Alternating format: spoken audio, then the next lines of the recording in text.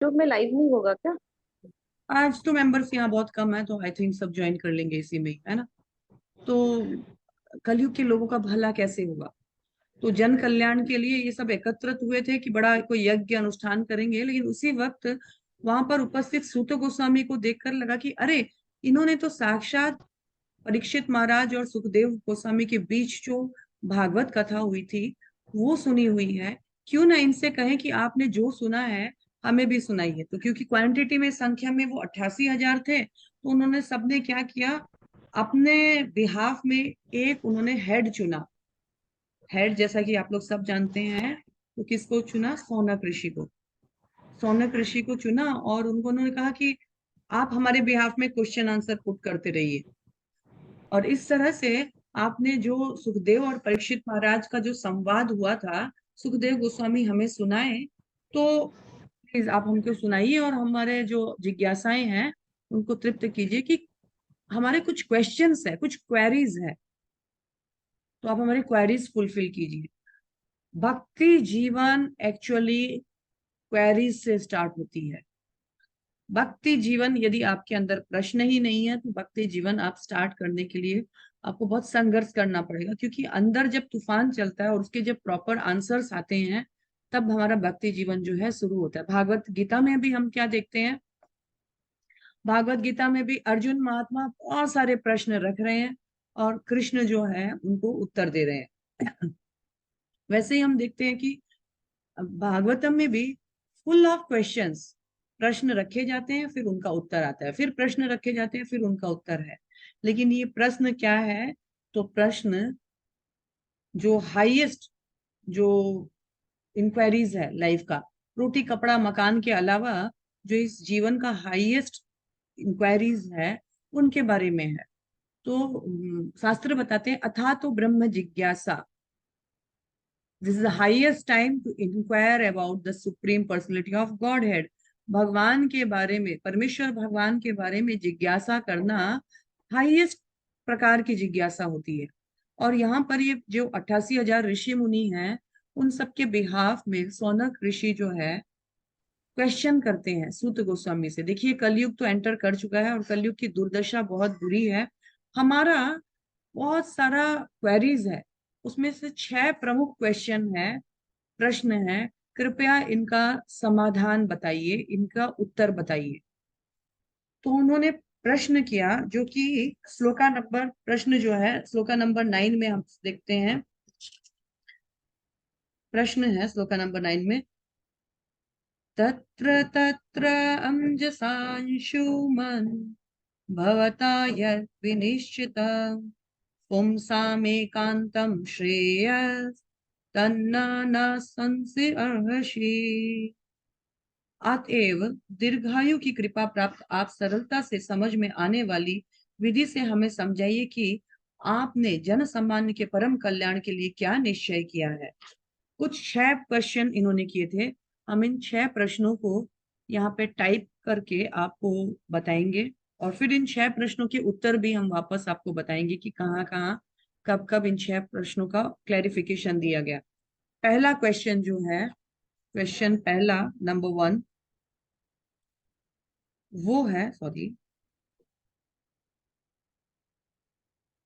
Question number 1 जो है वो है,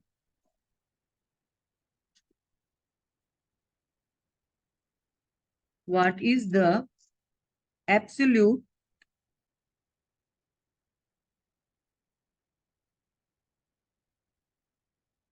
absolute and ultimate good for, sorry,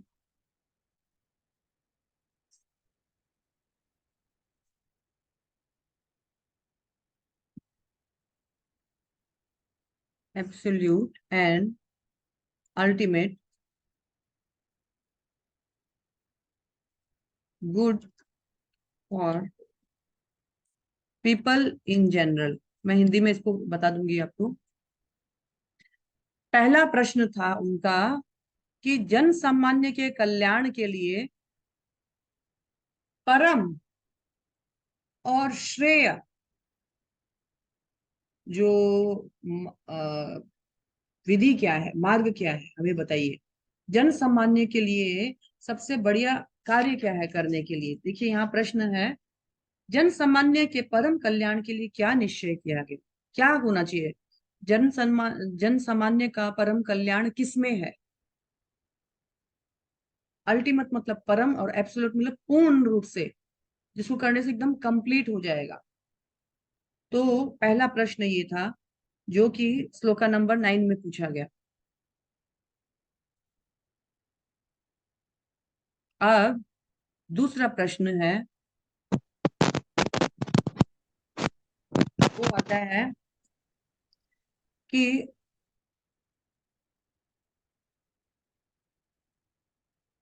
essence of all scriptures,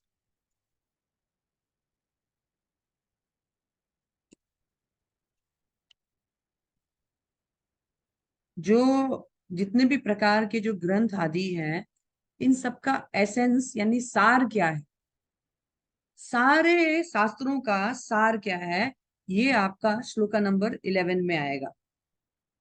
देखिए हम लोग पढ़ते हैं श्लोका नंबर, भूरिणी भूरि कर्माणि श्रोतव्यानि विभागश अतः साधु अत्र यत्सारं समुद्रित मनीषया ब्रूहि भद्राय भूतानां येनात्मासु प्रसिद्धति। शास्त्रों के अनेक विभाग हैं, बहुत सारी किताबें हैं, बहुत सारे ग्रंथ हैं, बहुत सारे शास्त्र हैं, और उन सब में अनेक नियमित कर्मों का उल्लेख है, जिनके विभिन्न विभागों का वर्षों तक अध्ययन करके ही सीखा जा सकता है। इतना वॉल्यूम है कि बरसों लग जाएंगे पढ़ने का और सीखने के लिए। अतः हे साधु, आप इन समस्त शास्त्रों का सार चुनकर समस्त जीवों के कल्याण हेतु समझाएं, जिससे उस उपदेश से उनके हृदय पूरी तरह तुष्ट हो जाए। एसेंस ऑफ ऑल स्क्रिप्चर, जिससे उसका जो जो भी पढ़ेगा उसका वो मूल समझकर उसको जो है कंप्लीट सेटिस्फेक्शन,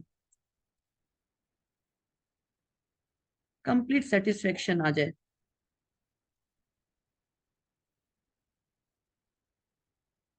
तो शास्त्रों का सार चुनकर जिसे मनुष्य समझ भी सके, यानी इजी में भी बताइए, सब कंप्लीट सेटिस्फेक्शन भी मिले, प्लस एंड इजी वे में, सरल तरीके से भी बताइए इसको।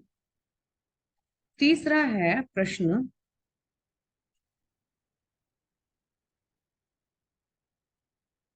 श्लोका नंबर 12 में। हम पहले श्लोका नंबर 12 पढ़ लेते हैं। सूत जानासि भद्रं ते भगवान सात्वतां पति देवक्यां वासुदेवस्य जातो यश्चिकीर्षया। हे सूत गोस्वामी, आपका कल्याण हो। आप जानते हो कि किस प्रयोजन से वसुदेव के पुत्र रूप में भगवान देवकी के गर्भ में प्रकट हुए। तीसरा प्रश्न था वाई, या फिर हम एक बात और बोल सकते हैं, for what purpose.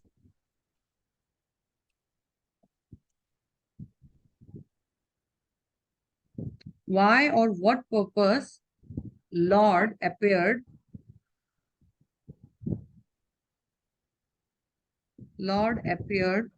in the womb of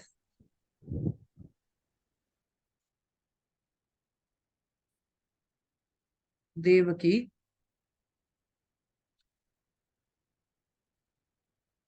as son of Vasudev।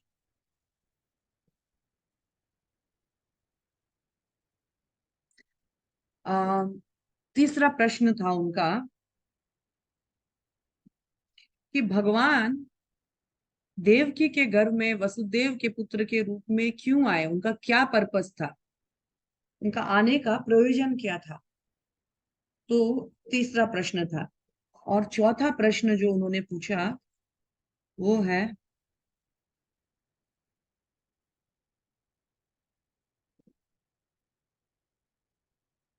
बीच के प्रश्न सारे श्लोकास हम लेंगे, पहले हम प्रश्न कर लेते हैं। 17 नंबर चैप्टर श्लोका में जाते हैं। तस्य कर्माणि उदाराणि परिगीतानि सूरभि ब्रूहि न श्रद्धधानानां लीलाया दधत कर कलमश, नहीं क्या लिखा है? कला, लीलाया तद्धता कला।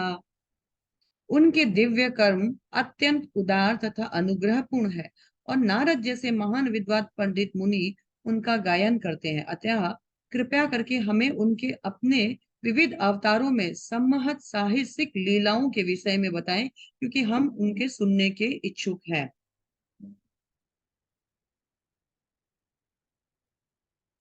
तो यहाँ पर बताया गया है, कृपया करके हमें उनके विविध अवतारों के बारे में बताएं, साहसिक लीलाओं के बारे में, कृष्ण की लीलाओं के बारे में।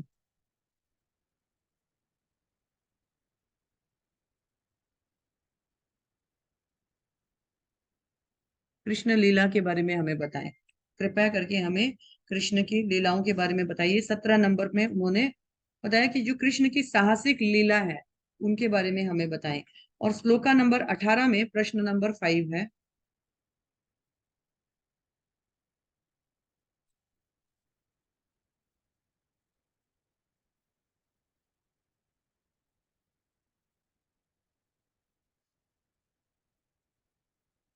ये श्लोका आप लोगों को पता तो चल रहा है ना, मैंने कौन कौन सा बोला? श्लोका नंबर 12 में तीसरा प्रश्न है,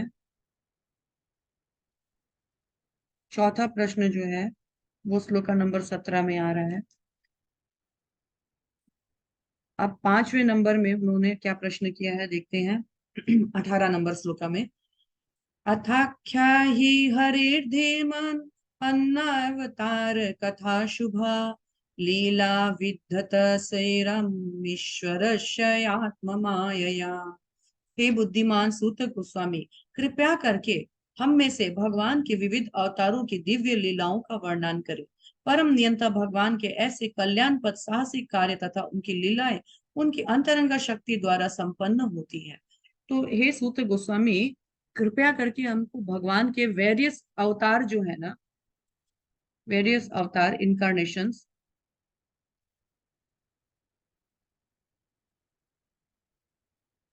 इनके बारे में बताइए। कृष्ण लीला में क्या क्या किया वो भी ये बताइए। आपको भी सिखा देते हैं। ये देखो। अच्छा, देखने दो ना। हेमलता अग्रवाल जी प्लीज कंसंट्रेट कीजिए क्लास में, और साउंड जो है अपने म्यूट रखिए सॉरी प्लीज। माता जी, गलती होगी। कोई बात नहीं। और श्लोका नंबर सॉरी प्रश्न नंबर 6 जो है, अब आखिरी प्रश्न फिलहाल का जो श्लोका नंबर 6 में आएगा वो 23 ना नंबर। मतलब 5 वाला बताइए ना, हे सुत गोस्वामी वाला, 5 नंबर वाला। भगवान ने तो बहुत प्रकार के अवतार लिए ना, विभिन्न अवतारों के बारे में भी बताइए, ठीक है? अन्य कृष्ण के अलावा जो अन्य अवतार है। और ये श्लोका नंबर किस में आ रहा है? 18 में। हम अभी वापस करेंगे, पर मैं उससे पहले आप लोगों को सारा लिखवा देना चाहती हूँ कि आप लोगों को कंफ्यूजन ना हो। श्लोका नंबर 23 में फिर एक लास्ट क्वेश्चन पूछते हैं, छठवां क्वेश्चन। ब्रूहि योगेश्वर कृष्णे ब्राह्मणे धर्म वर्मणि सांकाष्ठम अनुधोपते धर्म कम शरणम गतः, धर्म कम शरणम गतः। चूंकि योगेश्वर परम सत्य श्री कृष्ण अपने निज धाम के लिए प्रयाण कर चुके हैं, अतएव कृपा करके हमें बताएं कि धर्म अब किसकी शरण में है। तो इसमें बता है, लॉर्ड कृष्ण तो अभी चले गए हैं, डिपार्ट हो गए हैं, चले गए हैं अपने धाम को धरती छोड़ करके। लेकिन हमारा ये प्रश्न बताइए कि जब लॉर्ड कृष्ण डिपार्ट हुए, तो देन धर्म जो है,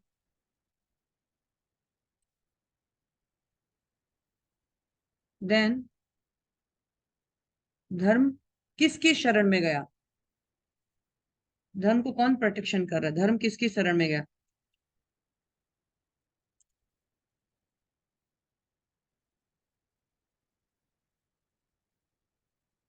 ये एक प्रश्न था कि जब भगवान इस धराधर्म को छोड़कर चले गए तो धर्म ने किसकी शरण ग्रहण की? 6 प्रकार के प्रश्न हैं। सॉरी, क्वेश्चन का श्लोक नंबर लिख अच्छा, दीजिए। 23 नंबर में। ठीक है, हमने स्टार्ट किया था पहला प्रश्न से। पहला प्रश्न सूत गोस्वामी से किया गया, सौनक आदि ऋषि मुनियों ने, कि बताइए कि अनेक, सॉरी, पहला प्रश्न 9 नंबर श्लोक में किया गया, सूत गोस्वामी से प्रश्न किया गया, सौनक आदि ऋषियों ने किया कि बताइए कि जन सामान्य का परम कल्याण, पूर्ण कल्याण किसमें है। क्या करें जन सामान्य लोग कि उनका भला हो जाए, और भला भी कैसा, तो अल्टीमेट भला, परम मंगल हुए।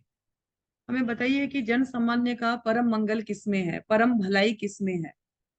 दूसरा उनका प्रश्न था श्लोका नंबर 11 में कि ऐसा कोई उपाय बताइए कि हमें इतने सारे शास्त्र पढ़ने में तो बरसों बीत जाएंगे, इतने सारे शास्त्र पढ़ के समझने में बरसों बीत जाएंगे, कृपया हमें ऐसा कुछ शास्त्रों का सार बताइए जिसको सुन करके समझ करके हमको कंप्लीट सेटिस्फेक्शन मिले, और इजी तरीके से बताइए, इजी वे से बताइए। इसके बाद तीसरा प्रश्न किया गया 12वें नंबर श्लोका में, जिसमें बताया गया, पूछा गया कि भगवान श्री कृष्ण देवकी के गर्भ में वसुदेव के पुत्र के रूप में किस प्रयोजन से आए, क्यों उन्होंने देवकी का गर्भ और वसुदेव का प्रयोजन, क्या प्रयोजन था उनका आने का, क्यों आए। चौथा उनका प्रश्न था कृष्ण लीला के बारे में, हमें थोड़ा सा कृष्ण की जो साहसिक लीला है ना, बाल लीला, उनके बारे में प्लीज हमें बताएं। पांचवा प्रश्न था कि कृष्ण ने और भी कई अन्य अवतार लिए हैं, हमने सुना है, उन अन्य अवतारों की कथाएं भी हमें सुनाए। और छठवां प्रश्न है कि जब भगवान श्री कृष्ण इस धराधाम को छोड़कर चले गए थे तो धर्म ने किस किस शरण ग्रहण की। ठीक है, ये 6 प्रश्न जो है सूत गोस्वामी से सौनक आदि ऋषि मुनियों ने किया था, ताकि जन सामान्य के कल्याण के लिए, परम कल्याण के लिए वो कुछ कर सके, हाईएस्ट सोशल वेलफेयर के लिए।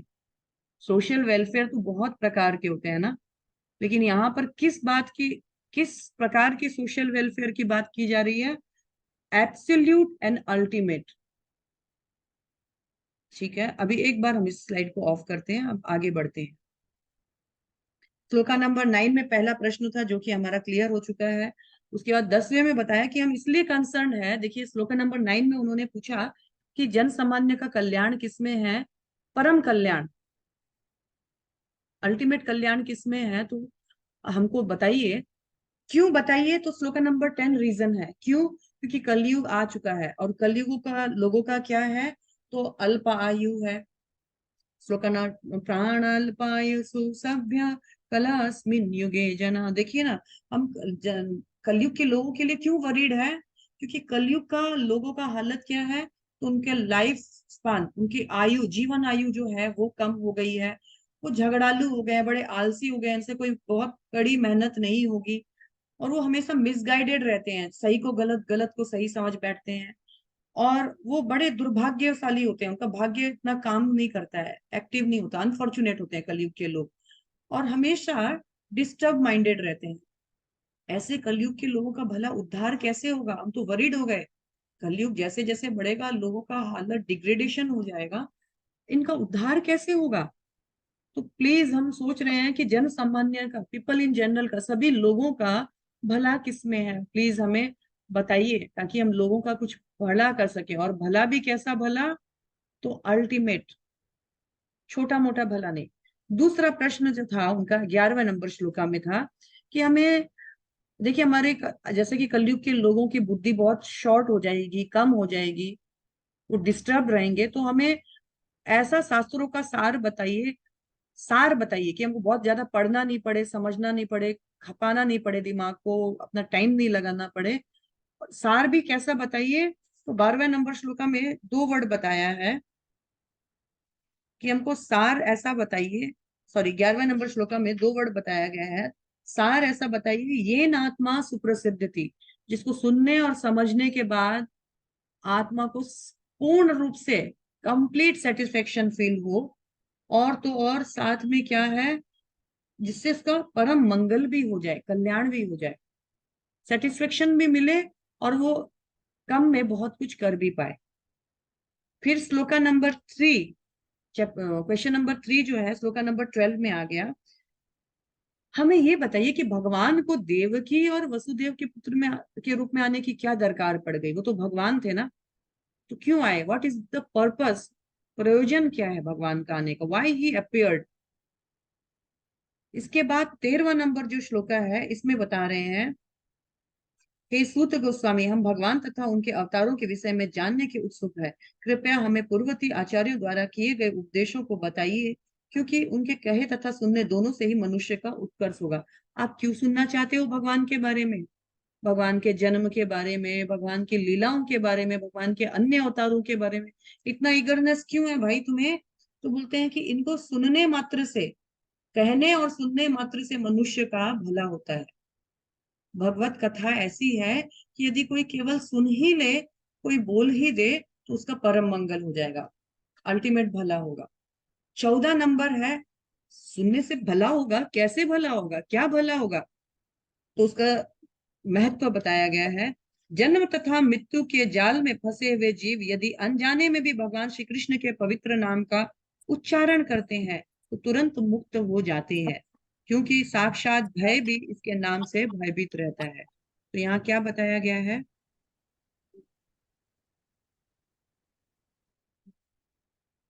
क्या बताया गया है यहाँ पर? बोला, इससे पहले वाले श्लोक में बोला गया था ना कि अगर कोई सिर्फ सुनता है या बोलता भी है तो उसका भला होगा। तो कैसे भला होगा? उस श्लोक का नंबर 14 में बताया गया है, यत् भवेति स्वयं भव्य।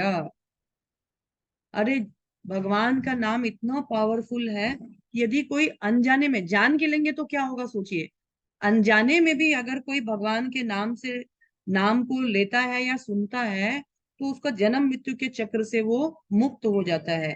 तथा सद्धो, सद्धो मतलब बड़ा शीघ्र ही, बड़ा जल्दी ही, विमुच्चेता, वो मुक्त हो जाता है, मुक्ति प्राप्त करता है जन्म और मृत्यु के चक्र से। क्यों? क्योंकि यद्भी भेति स्वयं भया, क्योंकि भगवान का नाम से तो साक्षात भय भी कांपता है, साक्षात भय को भी भय लगता है। वो भय जो सबको भयभीत करता है, वो भय भगवान का नाम सुनकर भयभीत हो जाता है। इसीलिए क्या करना है? भगवान के नाम को सुनना है। इसीलिए हम आपको बोल रहे हैं कि भगवान की लीलाओं के बारे में, अवतारों के बारे में, भगवान के जन्म के बारे में हमें थोड़ा बताइए। क्यों? क्योंकि इससे हमारा परम मंगल होगा, इससे हमारा जन्म मृत्यु के चक्र छूटेंगे। अनजाने में भी कोई सुनता है तो भी उसका भला होता है, हम तो जानकर सुन रहे हैं तो हमारा बहुत ज्यादा बेनिफिट होगा। दूसरी बात है, भगवान का नाम जहां होता है या जो लेता है, साक्षात भय भी भगवान से, भगवान के नाम से डरता है। साक्षात भय भी, जो भय देता है, वो भगवान का नाम सुनते ही वो भी कांपने लग जाता है। यानी जो भगवान का नाम लेते हैं, उसको भय नहीं लगता है, उसका भय धीरे धीरे भाग जाता है, क्योंकि भय भी वहां पर नहीं टिकता है जहां भगवान का नाम लिया जाता है। इसीलिए हमें डेली भगवान के पवित्र नाम हरे कृष्ण कृष्ण कृष्ण हरे हरे, हरे राम राम राम हरे हरे का जप करना चाहिए। कारण क्या है? तब जो भगवान का नाम लेगा वहां साक्षात भय भी भयभीत होकर भाग जाएगा, भय का कोई गुंजाइश ही नहीं, लाइफ में नहीं रहेगा। क्यों? क्योंकि भय आता था डराने के लिए, अब तो भय भी डर रहा है कि अरे ये तो भगवान का पवित्र है, यहाँ तो भगवान का नाम लिया जा रहा है, ये जगह अपने लिए ठीक नहीं है, छोड़ो छोड़ो, नई जगह ढूंढो। नेक्स्ट 15th नंबर श्लोका में बहुत सुंदर एक वर्णन है जो हमको सुनना है। हे सुत गोस्वामी, जिन महान ऋषियों ने भगवान के चरण कमलों की शरण ग्रहण कर ली है, वे अपने संपर्क में आने वाले को तुरंत पवित्र कर देते हैं, जबकि गंगा जल दीर्घ काल तक उपयोग करने के बाद ही पवित्र कर पाता है। यहाँ जो ऋषि मुनि हैं, सोनक आदि ऋषि मुनि, उन्होंने डिवोटीज वर्सेस गंगा, मतलब गंगा और भक्तों के बीच में कंपैरिजन किया है। गंगा में तो फिर भी डुबकी लगाना पड़ता है, गंगा के पास तो फिर भी जाना पड़ता है, तब कोई व्यक्ति पवित्र होता है। फिर गंगा से डुबकी लगाता है, फिर वही हाथी घोड़ा मैदान, फिर पाप करता है, फिर डुबकी लगाता है, फिर पाप करता है। कई बार ऐसा करने के बाद वो शुद्धिपूर्ण रूप से शुद्धिकरण उसको मिलती है।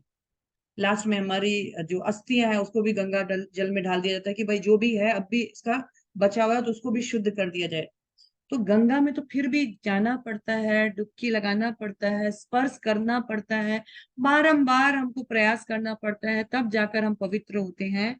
लेकिन ये भक्त तो बोलते हैं, जिन ऋषि मुनियों ने, जिन भक्तों ने भगवान की चरण कमल की सेवा अपने जीवन का आधार बना लिया है, ऐसे भक्तों के पास तो केवल जाने मात्र से ही पवित्र हो जाते हैं। गंगा में तो फिर भी डुबकी लगाना पड़ता है, स्पर्श करना पड़ता है। शुद्ध भक्तों का तो सिर्फ संग ही हमको पवित्र कर देता है। तो कहा गया है, गंगारा पर से हुई, कहा गंगा के तो स्पर्श से कोई स्पर्श के करने के बाद पवित्र होता है। लेकिन वैष्णव क्या, दर्शने पवित्र करे ये तुम्हार। वैष्णवों के तो दर्शन मात्र से पवित्र हो जाते हैं, ये है गुण वैष्णवों के। इसलिए कहा जाता है, इसीलिए जो भक्त निरंतर आपका नाम लेते लेते शुद्ध हो गए, ऐसे शुद्ध भक्तों के तो सिर्फ दर्शन मात्र से ही आप क्या करोगे, पवित्र हो जाओगे। गंगा के पास तो फिर भी डुबकी लगानी पड़ेगी तब जाके, और वैष्णवों का दर्शन करके ही कोई शुद्ध हो सकता है। वैष्णव इतने पावरफुल है, क्यों? भगवान के पवित्र नाम लेकर वो भी तप गए, उनकी बॉडी भी तप गई, भगवान की सेवा में उन्होंने भगवान की शरण ग्रहण की है। तात्पर्य का सिर्फ कुछ एक लाइन पढ़ती हूं मैं। भगवान के शुद्ध भक्त पवित्र गंगा जल से भी अधिक शक्तिशाली होते हैं। गंगा जल के दीर्घकालीन प्रयोग से ही किसी की आध्यात्मिक लाभ मिल सकता है, किंतु भगवान के शुद्ध भक्त की कृपा से वह तुरंत पवित्र हो जाता है। भगवत गीता में कहा गया है, चाहे कोई शूद्र हो, स्त्री हो, वैश्य हो, वो भगवान के चरण कमलों की शरण ग्रहण कर सकता है। इस तरह वह भगवत धाम को वापस जा सकता है। भगवान के चरण कमलों में शरण ग्रहण करने का अर्थ है शुद्ध भक्तों की शरण ग्रहण करना। जिन शुद्ध भक्तों का एकमात्र कार्य भगवान की सेवा करना है, वे प्रभुपाद या विष्णुपाद कहलाते हैं, जिससे ऐसे भक्तों के भगवान के चरण कमलों के प्रतिनिधि होने का संकेत मिलता है। अतः जो भी व्यक्ति शुद्ध भक्तों का को अपना गुरु मानकर उनके चरण कमलों की शरण ग्रहण करता है, वह तुरंत शुद्ध हो जाता है। भगवान ऐसे भक्त ऐसे भक्त भगवान के ही समान आदरणीय होते हैं, क्योंकि वे भगवान के गुह्यतम सेवा में नित्य लगे होते हैं, और वे उन पतित आत्माओं का इस भव सागर से उद्धार करते हैं, जिन्हें भगवान अपने धाम में वापस बुलाना चाहते हैं। शास्त्रों के अनुसार ऐसे शुद्ध भक्तों को जो उप प्रभु यानी उप भगवान कहा जाता है। शुद्ध भक्त का निकटस्थ शिष्य अपने गुरु को भगवान के तुल्य मानता है, किंतु अपने आप को भगवान के दासों का भी दास मानता है। यही शुद्ध भक्ति है। वही वैष्णव ठाकुर दया रसागर, ये दास करुणाकार। शुद्ध भक्त के करुणा से, कृपा से हम शीघ्र अतिशीघ्र शुद्ध होकर के भगवान के पवित्र नामों का जप करके खुद को शुद्ध बना सकते हैं, और फिर अन्यों को भी शुद्ध बना सकते हैं। ये है भगवान की कथाओं का, भगवान का नाम लेने का जो रिजल्ट, कि वो गंगा से भी पावरफुल हो सकता है, कि जस्ट उनके संग मात्र से वो लोगों का हृदय परिवर्तन कर सकता है, भगवान का भक्ति दे सकता है। सो 16वां नंबर श्लोका में है, इस कलह प्रधान युग के पापों से उद्धार पाने का इच्छुक भला ऐसा कौन व्यक्ति है जो भगवान के पुण्य यशों को नहीं सुनना चाहेगा। तो फिर भला ऐसा कौन मूर्ख है इस कलयुग में जो केवल भगवान के बारे में सुनकर या बोल करके पवित्र नहीं होना चाहेगा। ऑफ कोर्स होना ही चाहेगा। और फिर 18वें नंबर श्लोक, फिर 17 नंबर श्लोका में और एक प्रश्न आ गया। प्रश्न नंबर 4, उनके दिव्य कर्म अत्यंत उदार तथा अनुग्रहपूर्ण है, कि हमें भगवान के बारे में, भगवान कृष्ण जब आए थे इस धरती पे, उनकी लीलाओं के बारे में बताइए ना प्लीज। हम भगवान श्री कृष्ण ने क्या क्या लीला की थी वो सुनना चाहते हैं। और फिर नेक्स्ट 18वें नंबर श्लोका में देखते हैं, उन्होंने बताया कि भगवान श्री कृष्ण ने तो अन्य बहुत सारे अवतार लिए थे कोई कोई प्रयोजन के लिए। हमें सभी अवतारों के बारे में बताइए, हम भगवान के हर अवतार के बारे में सुनना चाहते हैं। देखिए श्रवण पर कितना जोर दिया गया है। शास्त्रों का सार बता दीजिए, सुनेंगे हम। भगवान के आने का प्रयोजन बताइए, सुनेंगे हम। भगवान के जो लीलाएं आने के बाद उन्होंने जो कार्य साहसिक कार्य किए उनके बारे में भी बताइए, सुनेंगे हम। और तो और भगवान के जितने भी अवतार है सबके बारे में बताइए, सुनेंगे हम। सुनने से क्या होगा? तो हमारा परम कल्याण होगा, हमारा चित्त शुद्ध होगा, हम शुद्ध होंगे। हम शुद्ध होंगे तो हम भगवान के पास जा पाएंगे, ठीक है, भगवान को रियलाइज कर पाएंगे। इसलिए सुनने पे बहुत ज्यादा जोर है। और वो बोलते हैं कि देखिए भगवान के बारे में जितना भी सुन लो उतना ही कम है, कभी तृप्ति नहीं होती है। जितना सुनते हैं ये दिल मांगे मोर, ये दिल मांगे मोर, ये दिल मांगे मोर। तो यहाँ पर लिखा गया है वयम तु न वितृप्त्याम। वितृप्त्याम मतलब हम लोग को तृप्ति नहीं मिलती है। उत्तम श्लोक विक्रमे। उत्तम श्लोक भगवान श्री कृष्ण का एक नाम है। उनकी अद्भुत लीलाओं को सुनकर हमें तृप्ति ही नहीं मिलती है और सुनने का मन करता है। यत् शृण्वतम रस ज्ञानम। जो रस ज्ञान जो हम सुनते हैं, स्वादु स्वादु पदे पदे, जितनी बार सुनते हैं उतना ही अच्छा लगता है। जितनी बार सुनते हैं उतना ही लगता है कुछ नया सीखे। जितनी बार सुनते हैं लगता है और सुने। तो इसीलिए बोलते हैं अनलिमिटेड कैपेसिटी है सुनने की। कैपेसिटी कितनी होनी चाहिए? कब तक सुने? तो बोलते हैं अनलिमिटेड। जब तक कान है और कानों में सुनने की शक्ति है तब तक सुनते रहिए। अनलिमिटेड कैपेसिटी होना चाहिए सुनने का। हमें अपना सुनने का कैपेसिटी को बढ़ाना है। नेक्स्ट 20वां नंबर श्लोका में भगवान श्री कृष्ण ने बलराम सहित मनुष्य की भांति क्रीड़ा की, इस प्रकार पच्छन रह रहे हैं। सारी लीलाओं के बारे में हम सुनना चाहते हैं। 21 नंबर श्लोका में बताया गया ये भाली भांति जानकर कि कलयुग पहले से ही आ चुका है, हम इस पवित्र स्थान में भगवान के दिव्य संदेश को सुनने के लिए यहाँ आए हैं। यज्ञ संपन्न करने के लिए दीर्घ सत्र में एकत्र हुए हैं। जहां भी भगवान के बारे में सुनने का मौका मिले हमें जाना चाहिए, सुनना चाहिए, जिससे हमारा कल्याण हो सके। अभी 23 नंबर श्लोका जो कि लास्ट श्लोका है, इसमें बताया जा रहा है कि भगवान जब चले गए तो हमें ये बताइए कि धर्म ने किसकी शरण ग्रहण करी? धर्म का क्या हुआ फिर? जब भगवान चले गए तो धर्म तो बिना भगवान के टिकता नहीं है। धर्म ने इस कलयुग में किसकी शरण ग्रहण की? हम जानने के इच्छुक हैं। इस प्रकार ये 6 प्रश्न जो है क्वेरीज, फिर से मैं यहाँ पर स्क्रीन शेयर कर रही हूँ। 6 प्रकार की क्वेरीज जो है सूत गोस्वामी के सामने सौनक आदि 88,000 ऋषि मुनियों ने प्रस्तुत की। और इसमें मेनली अगर आप देखा जाए ये जो 6 का 6 है, ये हमें बताया जा रहा है कि भक्ति जीवन में भगवान को समझने का और भक्ति जीवन में भगवान को प्राप्त करने का सबसे उत्तम और सरल विधि है जो सबने ग्रहण किया, वो है श्रवण, हियरिंग। ये बोले हम सुनना चाहते हैं, हम सुनना चाहते हैं, हम अघाते नहीं, हम सुनना चाहते हैं। इससे पहले परीक्षित महाराज ने भी सेम फॉर्मूला अपनाया। परीक्षित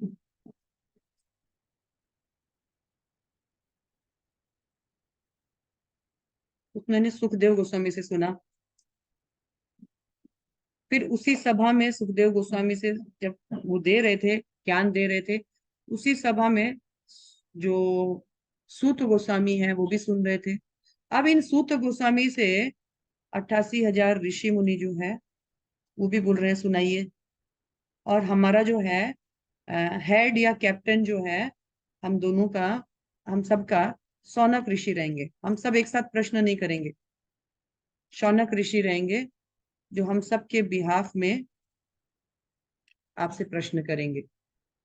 तो शौनक ऋषि जो है वो प्रश्न करेंगे और सूत गोस्वामी उत्तर देंगे। लेकिन सूत गोस्वामी वही उत्तर देंगे जो सुखदेव गोस्वामी ने परीक्षित महाराज को सुनाया था, as it is second Bhagavatam. पहला तो इन्होंने सुना, इन्होंने कहा और इन्होंने सुना, इसी का ही रिपीट टेलीकास्ट सूत गोस्वामी 88,000 ऋषि मुनि को सुनाएंगे। कोई भी प्रश्न या कोई भी डाउट्स, आज का हमारा क्लास हम यही समाप्त करेंगे। किसी का कोई प्रश्न नहीं है तो वो लीव भी कर सकते हैं, या फिर आगे बने रह सकते हैं जब तक हम क्लास लीड नहीं करते हैं। कोई प्रश्न, कोई डाउट? अच्छा, यहाँ माता पर जी, अभी थोड़ी देर पहले माता जी, हम्म थोड़ी देर पहले भावना बजाज माता जी बोल रही थी कि उन्होंने पिछली क्लास मिस की है। हमने पिछली 2 यस क्लासेस माता हमने की थी। 2 या एक ही ना शायद। जी, एक माता जी। तो शायद हमने एक ही क्लास की थी जिसका जो लिंक है यूट्यूब में है। तो आप वो उस क्लास को फिर से सुन लीजिए, तो आपका जो भी कनेक्टिविटी है वो बना रहेगा। जी माता जी। माता जी, इसका बताइए ना, ये जो आप बताए ना, मतलब देवकी के वोम में क्यों आए थे, उसका थोड़ा सा मिस हो गया, समझ नहीं आया, क्लियर नहीं हुआ उनका मतलब मेरे को। प्रश्न था कि हमें ये बताइए कि भगवान श्री कृष्ण हाँ, पर्पस क्या भगवान था। होकर के देवकी के गर्भ में वसुदेव के पुत्र के रूप में क्यों आए? वह प्रयोजन क्या था? What was his purpose? Why did he appeared as son of Vasudeva and Devaki? ये प्रश्न था जिसका उत्तर आगे मिलेगा। और फिर उत्तर बेसिकली भी आप दे दिए आज। उसी सब वही चीज मिस हो गया था मुझे लगा कि उत्तर आंसर तो मिला ही नहीं, कहाँ नहीं, गया। उत्तर उत्तर नहीं दिया अभी। उत्तर मिलेगा। हाँ। और बेसिकली ये पूरा भागवतम जो है इसी 6 प्रश्न के इर्द गिर्द घूमेगा पूरा भागवतम। ये 6 प्रश्न जो है ये हमको अच्छे से समझ में आना चाहिए। और पूरा भागवतम इसी 6 प्रश्न के आंसर में आगे बढ़ते जाएगा। बात पे बात निकलेगी, बात पे बात निकलेगी, बात पे बात निकलेगी। ठीक है। ओके। जी माता जी। यस कविता जी। हरे कृष्णा माता जी। हरे कृष्ण। तो माता जी, इसका मतलब है ना, जैसे भगवत गीता प्रश्न से शुरू हुई थी, तो वैसे